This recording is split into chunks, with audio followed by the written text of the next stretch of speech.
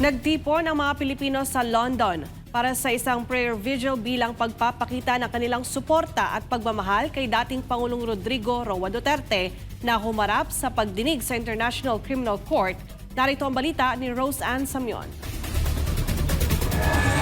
Matapos ang ginanap na preliminary hearing sa ICC, kaugnay ng mga kasong isinasampa laban kay dating Pangulong Rodrigo Roa Duterte, nagsama-sama ang mga OFW sa harap ng Embahada ng Pilipinas dito sa London upang iparating ang kanilang mariing suporta at panalangin para sa kanya.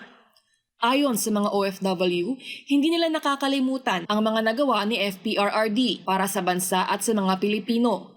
Kaya naman, sa kabila ng mga pagsubok na kinakaharap ng dating Pangulo, iniyak nila na hindi siya nag-iisa at milyong-milyong Pilipino sa buong mundo ang patuloy na nagdadasal para sa kanyang kalusugan, kaligtasan at tagumpay laban sa kinakaharap na hamon. Para po sa inyo ito. Ang mensaheng ito ay para tumatag din po kayo at tatatagan din po namin. Bawat isa po namin dito ay very proud sa inyo. Hanggang nabubuhay po kami. Yes. Nasa inyo po ang aming tiwala. Hindi namin lubos maisip na gawin sa iyo ng kapwa Pilipino mo na ipadala ka sa ibang bansa. Napakasakit para sa amin na ikaw mismo yung gumawa ng paraan para maging mabuti sila doon, tapos ikaw isinend naman sa ibang bansa. Hindi namin matanggap yan. Ipag-pray natin siya para sa ikagagaling niya at sana maging okay ka dyan. Hi, Tatay Digong. All I want to say to you is to be strong. I know you are now in a situation that is really very difficult, that our own government gave their sovereignty. But I do believe that there is a perfect plan. The whole world is watching, and I do believe that there is a reason for everything. So we pray for a good health, protection, and covering be upon you, as well as your family back home. I know it's difficult, but I know the Lord is with you. To our beloved genuine President of the Philippines, Duterte, please keep your spirit high, because we love you. We love you. We need a president like you who protect and love his own people. You have done your best to protect the Philippines. Please keep yourself safe. You have saved our country, the future of our country. So salamat po dahil nag-send rin po siya ng isang Rodrigo Duterte na mag-save sa future ng Pilipinas, sa future generation ng Pilipinas.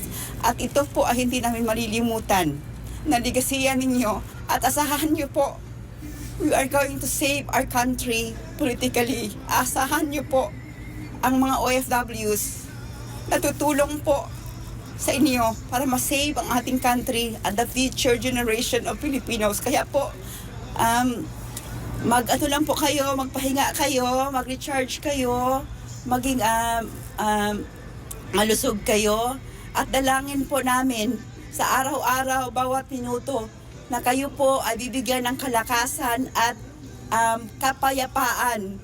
Salamat po, Pangulong Duterte. On behalf of the Filipino community in United Kingdom, all the OFW of United Kingdom will support you, our beloved ex-president Rodrigo Roa Duterte, and because of the love of the country that you clean up all those criminals, and now you suffered and sacrificed of our country. If you didn't get a justice in the land of the Philippines, there will be a divine justice of our Almighty Father God. We are here to support you, and we are here to pray for you, for your family, and to all the Filipino all over the world. Tatay Digong, tatag lang. Tatay Digong, mahal na mahal ka po namin, nandito ka sa aming puso. After all those years na inilaban mo kami, nandirito lahat ang mga Pilipino, tatayo at ipaglalaban ka hanggang sa dulo. Salamat po, tatag lang. Bring home Tatay Digong! We love you, Tatay Digong! Tatag lang! Magpapatuloy ang prayer vigil hanggang Linggo, Marso 16, at inaasahan na rin nilang mas marami pa ang dadalo. Para sa Diyos sa Pilipinas kong mahal, ito si Rose Ann Samion, ang inyong Global Citizen Correspondent, SMNI News.